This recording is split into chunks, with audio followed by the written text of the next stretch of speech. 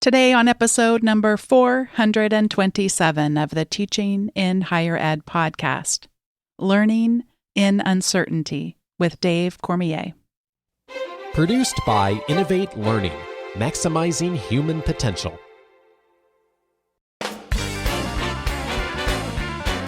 Welcome to this episode of Teaching in Higher Ed. I'm Bonnie Stahoviak, and this is the space where we explore the art and science of being more effective at facilitating learning. We also share ways to improve our productivity approaches so we can have more peace in our lives and be even more present for our students.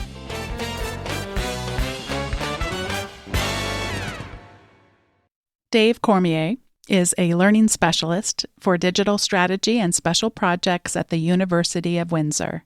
He cares about how our educational systems, our teaching practices, and our concepts of learning contribute to a more pro-social society. His path through this conversation is by thinking about the ways in which we think about our challenges and how we teach them to others and learn them from others. Dave Cormier, welcome to the show. Thanks, Bonnie. Great to be here. You have been on my list for quite some time as a desired person to have on the show, and you sent over a suggestion telling me a little bit of the research you've been doing on ambiguity. So as a very loyal note taker, I just put that into my, here's the thing we could talk to about Dave, and I came to it, I revisited it this week, and it landed really heavy on me because what you've been researching is ambiguity. Yeah, just the whole concept of uncertainty and how it actually is at the root of what we've always been doing, right? And it's funny because where COVID, like for many of us, struck me and sort of gave me new perspectives on how things were happening. And I'd started working on a book right before COVID started. And I thought that what I was trying to do was unveil the uncertainty that actually lived underneath all the work that we were doing. And then COVID hit, and then everybody was suddenly aware. Right? Like, and sort of it made this transition. So the last 3 or 4 years has been this sort of process of trying to unveil uncertainty under the system. And then now, how do we deal with it? How do we adjust to it? How do we come to terms with the fact that it lives in the midst of all of our lives now? And how do we help people prepare for it? Right? Like, that's the big thing. How do we get there? And ourselves, certainly, but our students, how do we adapt our classrooms? How is it impacted by sort of the different environmental impacts on our classroom? So whether it be information abundance, whether it be the ways in which the narrative of our universities has become less clear and has become part of a political landscape. So lots of different things. It seemed so simple at the time, yet again, revisiting it this week just landed pretty heavy. And I do think it's important to acknowledge it's a pretty normal human tendency to want there to be something that we can predict and want there to be something we can cling on to. I can remember I had worked for the same company for 11 years, and it was actually the job that I took the day after I graduated from college. So I didn't really have a practice time getting to navigate ambiguity after college. It was you go straight to work, and then you do that same thing.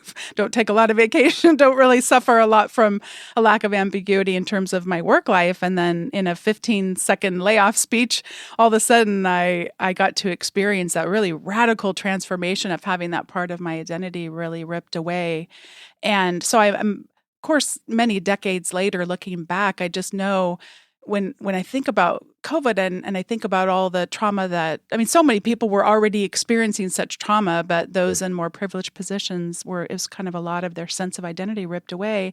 And yet so much is just, I got invited to this interview and the first question was, how do we get back to normal? And I just thought we're not getting back to normal. So I guess I'm curious for you, whether it's someone, either yourself or someone in your family or others that you're close to, what types of things have you seen yourself or others do that were kind of that attempt to get some part of your life back to normal, the sock drawer or anything like that come to mind for you?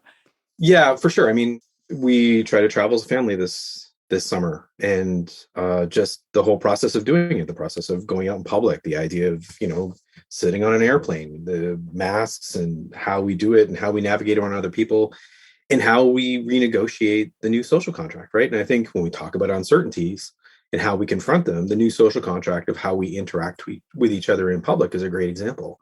So you can't go, and I mean, we were in Scotland and we're here in Canada and we've been in the States, just being in line in a grocery store. Some people are leaving more distance between others. Some people are consciously not doing so, right? The social contract that existed that we all sort of understood inside of our culture before that, before COVID, was simple. Like we lined up, we had ways of doing it. There are people who wouldn't line up, but we knew they weren't doing it right.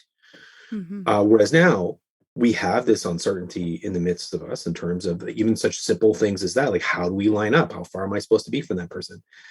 And just the ways in which we address people in line, even like looking somebody in the face and talking to them. Am I somehow potentially infecting them by talking to them, to a stranger face to face? Like there's all of these sort of micro uncertainties in our lives now, which make that return to normal, whatever that means, this journey of confronting uncertainty, right? In small ways and obviously in big ways too, when we look at ourselves on a more of a cultural basis.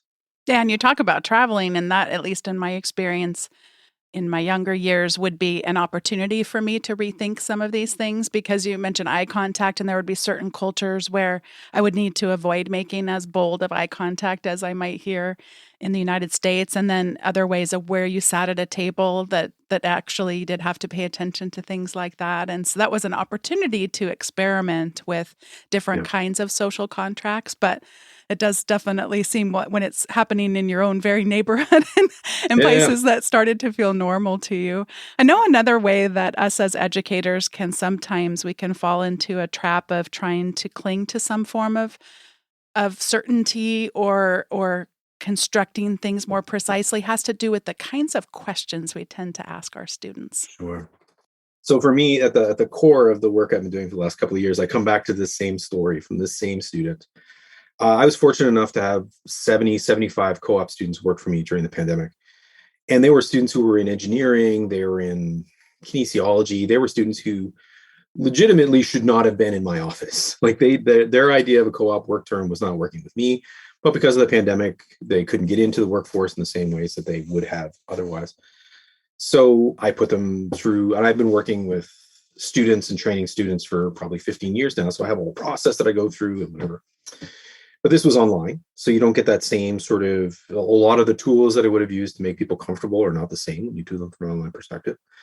And so there was a difficulty in getting started. And there was a sort of a challenge that I've always seen with younger students where, if you ask them a question, they tend to try to give you, they don't know how to respond, or they try to give you a single answer, or they continuously ask you to repeat the question. What exactly do you want? Can you tell me more about what you want? And they don't seem to be able to take their own initiative.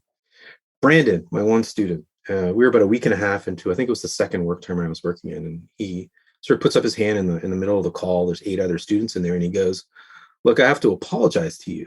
And I said, "Well, he's a lovely kid, like a really nice kid. I don't know what's going on." He goes, "For a week and a half, you've been saying that you wanted my opinion, and I assumed you were lying." And I'm like, I looked at him strangely, and he goes, "No adult has ever asked me a question without already knowing the answer. And I assumed you were doing the same thing. But it's occurred to me finally that when you ask for my opinion, you actually want it. And now I've just got to kind of reorganize my brain and figure out how to respond to you that way." And that was the kind of light bulb moment for me in terms of what we were doing as a system with our question asking, and how it actually frames the sort of the epistemic framework of a student, right? So they believe that knowledge is something that involves there being a question, and anybody who asks a question clearly knows what the answer is. And my process is to discover the answer that you have, right? What Chi and Glasser in 1985 called a classroom style question versus a real life question. And that classroom style question is one that is contained, it's certain, it lacks ambiguity. It's one where, and this goes back to the 60s and 70s and to the old chess research that Simon was doing back then. You know the question, you know the process by which you want the question addressed, and you know what the answer is.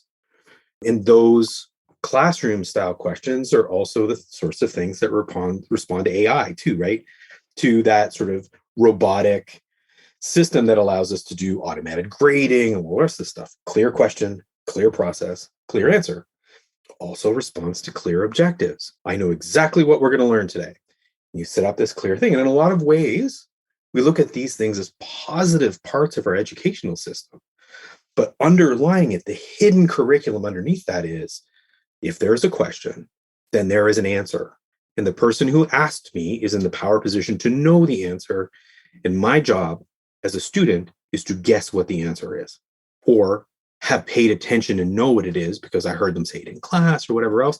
But that whole framework fundamentally creates a place where our students are not prepared to actually live their lives. We're working against them being able to confront uncertainty, to do what Riddle and Weber would call deal with wicked problems, for instance, in that framing, right? That ability to address the climate, to address political strife, to deal with oil in a nuanced way, right? Oil is bad or oil is good. No. As a Canadian, we need heating in our houses. Are there paths towards getting past it? Yes, but it's not a simple question. It doesn't have an answer. There's nuance. There's uncertainty there. There's no right answer. But we prepared them, given the way we framed our system, to think that there are right answers. Wow, that was a lot longer than I expected to explain that.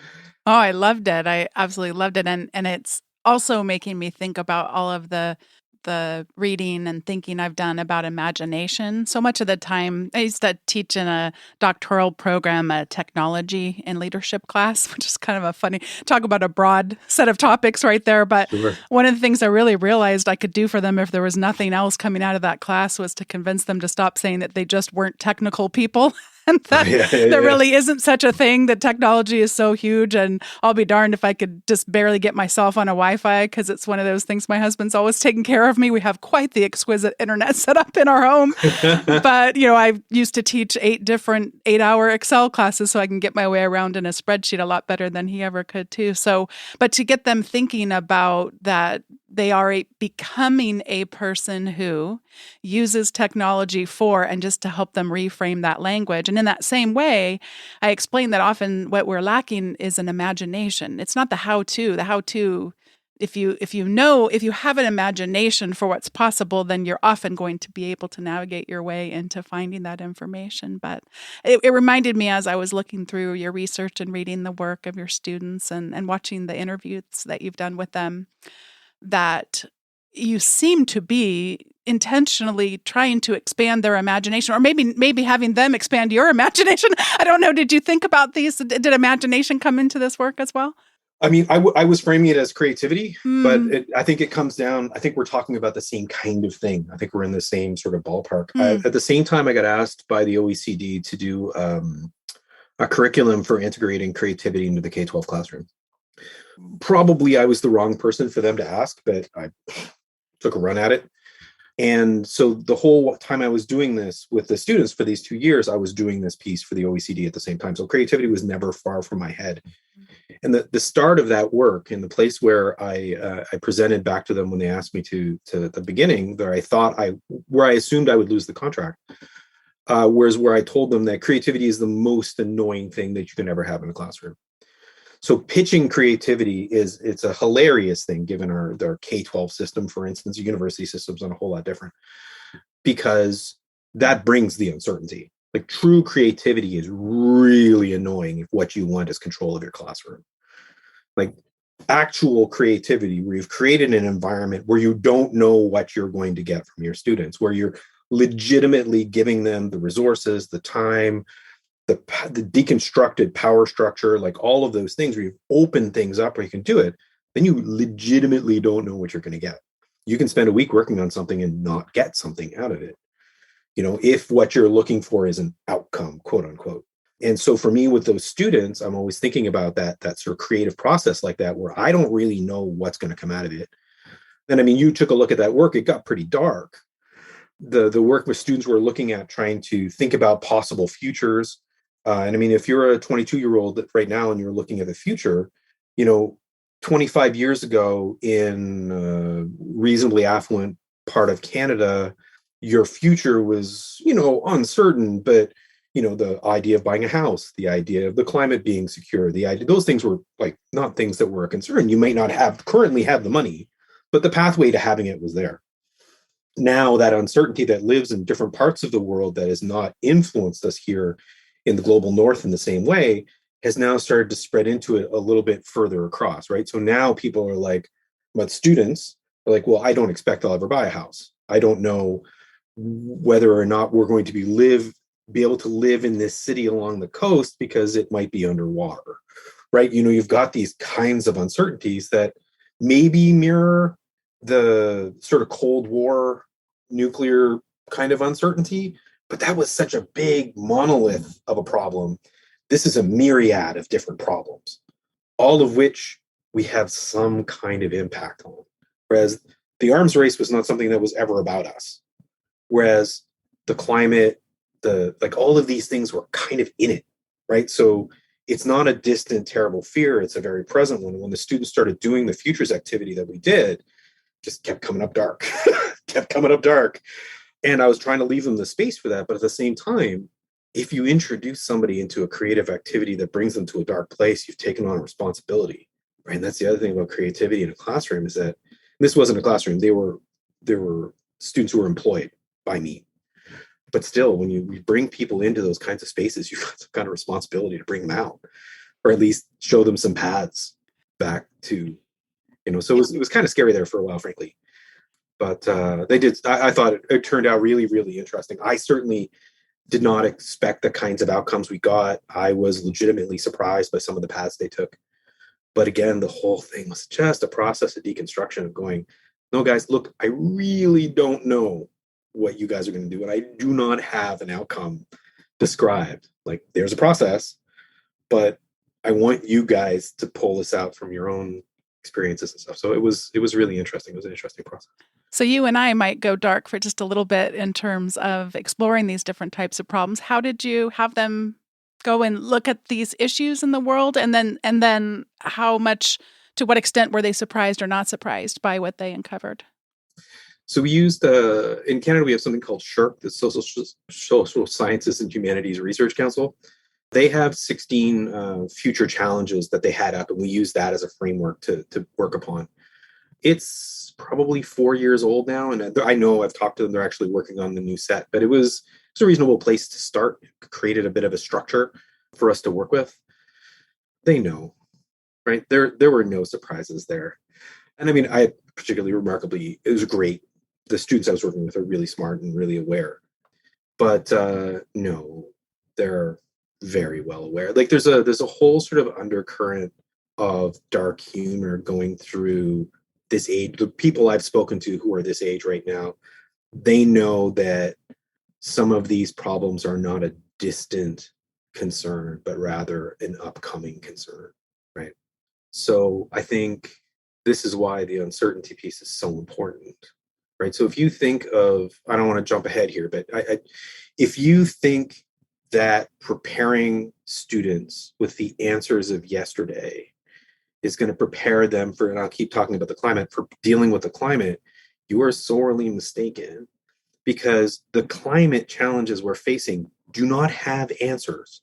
There is no solution. And if you go in it trying to solve it, you're going to be disappointed, you're going to get disenchanted, and you're going to give up. If you look at it more like a tug of war, where as long as you're pulling, you're helping your side a little bit. And if you let go, your side is hurt a little bit.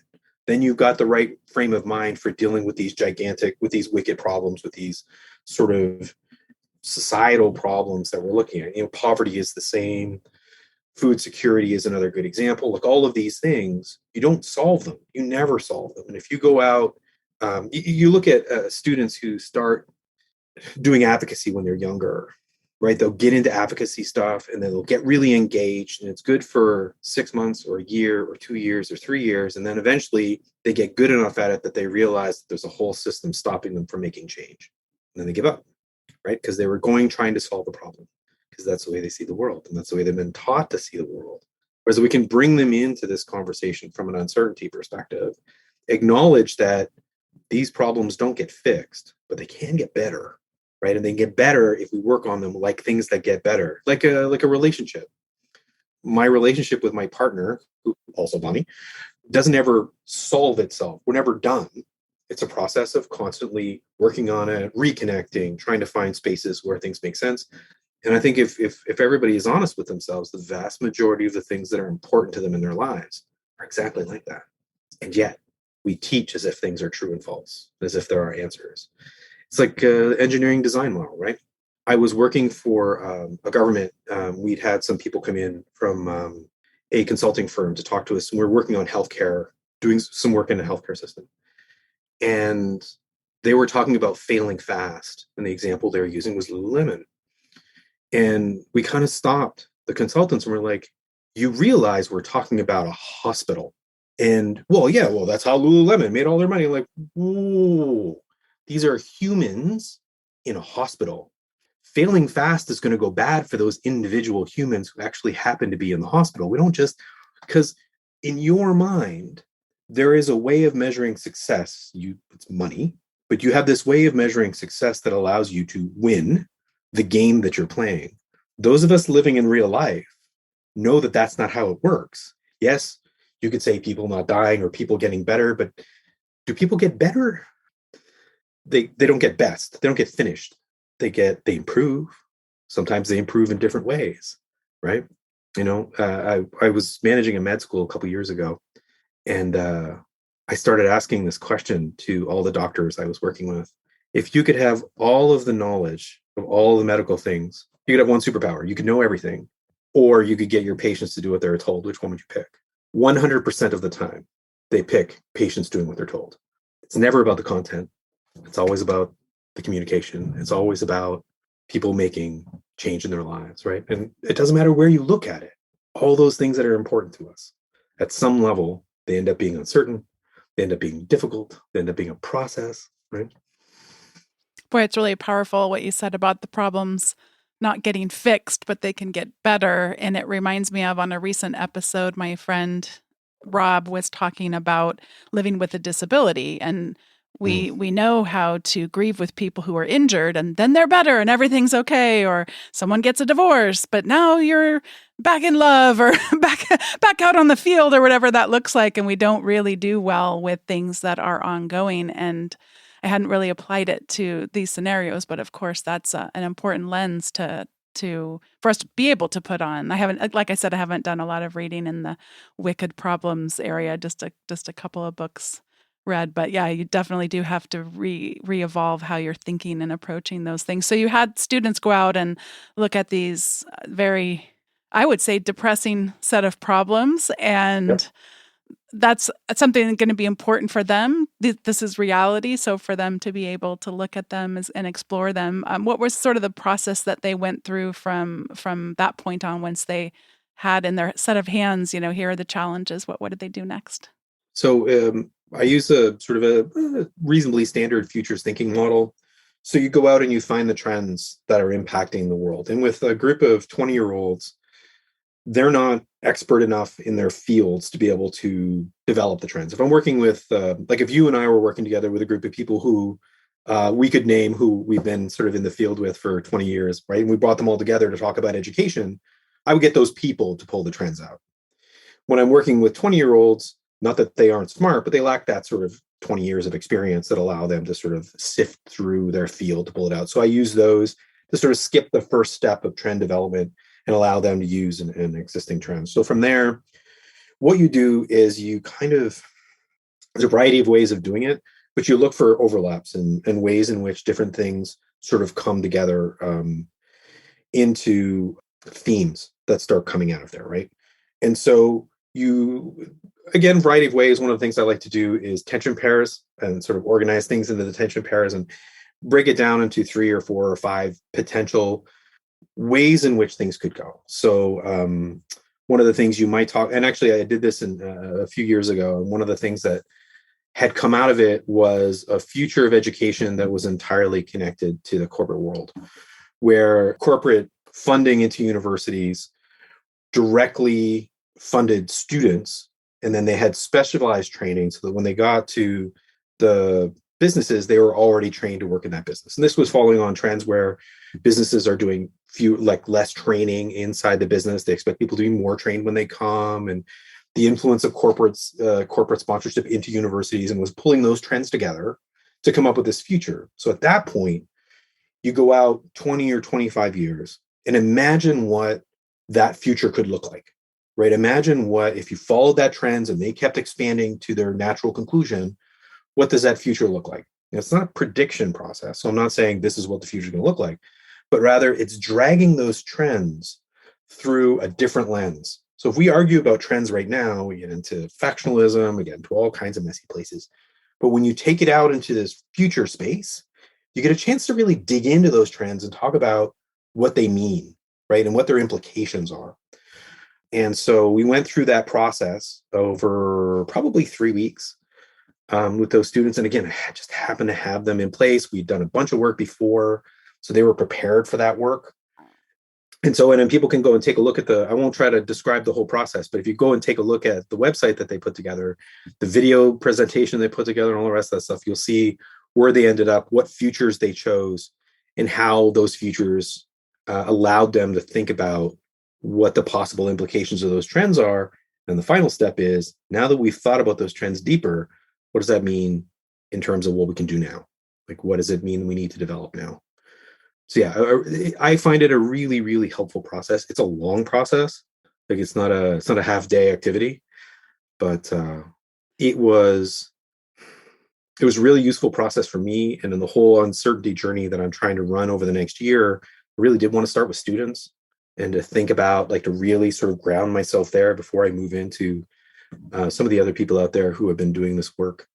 And it's struck a chord, right? I've heard back from a number of people who have looked at it and gone, oh, we're doing something similar to this in Australia. We're doing something similar to this in the Netherlands. And we've gotten this group of people who's starting to form around this. So it's worked out really well. So that first one was the one that shocked me the most. And I am remembering correctly that you and your partner, Bonnie, have lived in the United States and you've lived in Canada both, correct? Not the United States, no. We've lived in Korea. We've lived in Slovakia. What's we lived together? Different places. Oh, okay. Not the States. So that was the one, because since it comes up first in the research, and it looked at the company town and how, the company partnering with education. And so I have never lived in Canada, but I spent time there as a baby because my dad had been drafted during the Vietnam and had a time in Alaska as a bookkeeper. And when they were driving back from Alaska to the United States, there was some medical challenge. My mom had to stop by. And so she's saying, oh, well, where do we pay our bill? And how do we handle this? Since he was in the service, how do we get this billing? And they're, no, you're fine. Go be well, take care of the baby and all that stuff. So I thought when you said the future of education is entirely connected to the corporate world, in 20 to 25 years, what will that future look like? And I thought, hospitals wanting to look more like Lululemon. I thought so. The profit motive is something that so many young people seem to have assumed as necessary in order to have successful medical enterprises. And I say successful, dripping in air quotes there. But so I was sort of surprised in that one. I didn't see necessarily. I mean, I guess comparing it to the Lorax, maybe the problem is I need to go back and read the Lorax again, because they did compare it to that. And that story is, for those who haven't read it, is Dr. Seuss, which does look at the problems of corporatization of, in this case, the environmental. It was the trees, right? Gosh, it's been so long since our kids never really got into Dr. Seuss, so I still missed revisiting a lot of those stories. The truffula trees. There we go. Yeah. So it's funny because in that process, one of the things that they ended up doing was bringing back to books and movies. And it's something that I wasn't expecting. It's where they went with it, which is great. But with the company town, I ended up having to push them towards the positive outcome. Mm-hmm. So the negative outcome was easy to talk about. Right. So you're looking at the dark satanic mills in the UK. And those of you who, if you've ever looked at it, put in Saltaire, SALTAIRE, maybe. It's just outside of Leeds. It's an old company town. They used to call them the dark satanic mills, where they'd have the children working inside the mill. And the distance of your house from the mill showed like where your status was. And the houses were bigger and then smaller as you went away. And like this kind of, and then, or like in the States with the mining towns, right? Where you've got the company store where, basically your pay went to the company store and it didn't come to you at all because you were indebted and, it kept you in there. That negative part is easy to talk about. But if the company is actually, if there's a shortage of, and you see this with Google, right? And they've been doing this for years, good and bad. And I'm not making a positive or negative judgment on how they run their stuff. I don't know. I've never worked there, but they do a lot of things to bring in a certain kind of talent. And if you were, I don't know, in Palo Alto, just to pick a random place, and you were trying to, I don't know, find a place to live, it would make sense at some level for you to create a compound where you could bring in people and they could actually live, where they could afford to live. They'd be closer in, it starts to create a lot of advantages, right? And there's a lot of synergies that you can build into there. And there are places in the States right now where those company towns are being built and are positive, negative, but it's not about it being right or wrong. It's about what are the implications of it, right? Because we're not trying to solve a problem. We're trying to understand the issues we have a little bit deeper. So what are the implications of corporations getting more into our day-to-day lives? Well, there are economies of scale there that make things cheaper, I guess. Broadly speaking, I'm going to be against corporations being more involved in our lives, but so I'm working hard here to try to find the positive end of it. But that was the journey that the students went on, and pushing them into there and trying to push them to some of the positive outcomes was interesting. And then, you tell stories, and that's where the difference between teaching in that I know what curriculum I'm going to have at the front end to sort of guiding in. And I tell stories about, 19th century England from stuff that I've read before, or how communities can come together to learn together, or whatever it happens to be. And so I don't know necessarily what they're going to learn, but it still requires the expertise on the front end to be able to respond to the work that they're doing, at least. One of the other challenges, of course, is our tendency as humans to think in dichotomous terms. And what you're describing seems like such a way to bring about a more unnatural but necessary way of thinking in terms of those implications. And rather than deciding right off the bat if something's right or wrong, having more of a sense of those implications seems like a great amount of wisdom to be able to give young people as they will be attempting to navigate these really difficult possibilities.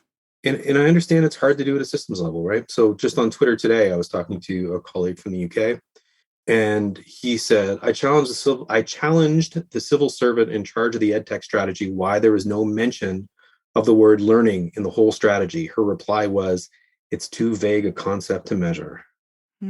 Right? So at a systems level, I understand why what I'm saying is not appealing, because it's hard to be able to have a minister lift something over their head and go, look at what we've improved, because you can't measure it, right? So in this case, we're not going to worry about learning because can't really measure it. I appreciate the fact that she knows we can't measure it, because I would agree. I don't think it is a measurable quality, but the solution there can't be to just not care about it. I appreciate the realization that learning can't be measured. Another position I hold that is unpopular. But again, do I think you can track people's ability to memorize things? Yes, I do. I don't think that reaches the bar of learning. Yeah. Well, this is the time in the show where we each get to share our recommendations. And my, oh my, do I wish I had a great transition for this, but I totally don't. Both you and I are recovering from being unwell in different ways. And so I do the best transition I can make is that both you and I might have benefited from in our recent unwell times of having a place for stuff that you want to consume when you just are, in this case, the app is called Sofa, so it's named after your leisure time. How are you going to spend it? And so in general, I'm going to recommend that people have a home for those kinds of things. TV shows you want to watch, movies, books you want to read, podcasts you want to listen to, and all of that. So I had recently recommended using a references manager. And actually that turned into a whole episode of its own. So now I'm going to recommend having a sofa manager for things that you might want to do on your leisure time. And I'll tell you, it really did pay off on this time. And now every time that somebody might recommend something good, I'll just go to the app is called Sofa. It is a iOS specific and a Mac specific app, but even if you don't have that, you could use Google Keep or another tool like that to track those kinds of things. But I really do like Sofa's visual elements, and I can put a widget on my tablet and be able to see the little tiny icons of all these things that people have recommended to me. And it really did help me do a little bit of self-care during my recent downtime. So those are my couple of recommendations. And Dave, I'll pass it over to you for whatever you'd like to recommend. Sure, I'll actually take that up. I watch a lot of instructional videos on YouTube, and I end up necessarily wandering into other things that are less instructional when I'm there. I took an hour and went through all the YouTube videos and turned off, like unrecommended, all the stuff that was not productive for me to watch. I spent a whole hour going all the way through, and then I would refresh the page and go through them again, and refresh the page and go through them again. It has done wonders for my YouTube recommender engine. I have come across so much wonderful music that I didn't know about, and it's sort of rejuvenated my sort of joy of the randomness of the internet. It doesn't take a lot of time. You don't have to do is take as long as I did, but it has been a really great change for me. And to sort of take control of some of these recommendations, to take control of, and I've done the same thing. I mean, I've done this more over the years, but like in terms of silencing people on Facebook who aren't healthy for me to read, and just taking that time to curate my space. So rather than turning it off completely and going, I'm not going to do that anymore, and then eventually giving in and doing it again, taking that active curation and trying to do a good job. So I recommend that. It's been really, really good for me. I also recommend something a little bit more technical that I came across through the uncertainty work. So I got a call out of the blue from somebody who works at TU Delft in the Netherlands, who was talking about circularity. And it was the first time I've come across the concept. I mean, I may be the only person who has not seen it, but it was the first time I came across it. I somehow doubt that, Dave. Oh. So it is about designing in a holistic manner. And there's a whole field out there right now that talks about, rather than recycling, which is do the thing we normally do, and then try to find a way to bring it back and reuse it, but rather change the way we build things and do things so that we don't have to. And changing our concepts of engineering to being things and valuing the ways in which they fit into the overall system. So the link that I'll send along is to some of the research. I'm fortunate enough to go over and work with them in November to sort of talk a little bit about the work that they're doing. But it's another way of confronting uncertainty, right? It's another sort of, for me, it's a place of hope inside of this. It's like looking at the Billion Oyster Project in New York City, which is one of my favorites. If you guys aren't familiar with that, they're replanting oysters in the Hudson Bay. So Hudson, that's the one in New York City? Yes. Yeah. So it used to be that oysters in like the 20s or whatever else in New York City were a huge, huge thing. It's been years since anybody can eat anything coming out of the harbor. But oysters are an amazing cleaning system. Like they're filters, right? So they filter all the stuff. So they're planting billions of oysters back in the harbor to clean it up. Right. It's just one of those projects that I'm like, there's somebody taking on one small thing, well, big thing, but taking on a thing and sticking with it for years and just allowing it to get better. So my recommendation in there is just to try to find those pieces inside of this process where people have actually found ways to make small, productive change, and to resist that urge that says that's not going to solve the problem. Because that's the whole message of this uncertainty thing. We're not solving the problem. We're making it a little bit better where we can, right? And these projects are all, to me, examples of people making part of this better in ways that they can, and the ways in which we can contribute to those things. We can help fund them. We can help participate and stuff. So try to find those things where people are trying to make those small changes and see them as that positive light that they are. Dave, I had no idea that I would leave today's conversation so hopeful and uplifted. I absolutely had no idea. And as I said earlier, I know both you and I had been a little under the weather, and you have completely brightened my week. And I'm happy to hear that. Thank you for leaving us all with so much hope today. Have a great day. Thanks once again to Dave Cormier for joining me on today's episode of Teaching in Higher Ed. Today's episode was produced by me, Bonnie Stahoviak, and was edited by the ever-talented Andrew Kroger. Podcast production support was provided by Sierra Smith. And these podcast episodes are just one Teaching in Higher Ed resource. If you'd like to receive the weekly email updates, you can subscribe at teachinginhighered.com/subscribe. And when you do, you'll get all of the show notes from the recent episode, and you'll also get a peek at the upcoming episode and some recommendations that are not shared on the podcast. So head on over to teachinginhighered.com/subscribe. Thanks for listening, and I'll see you next time.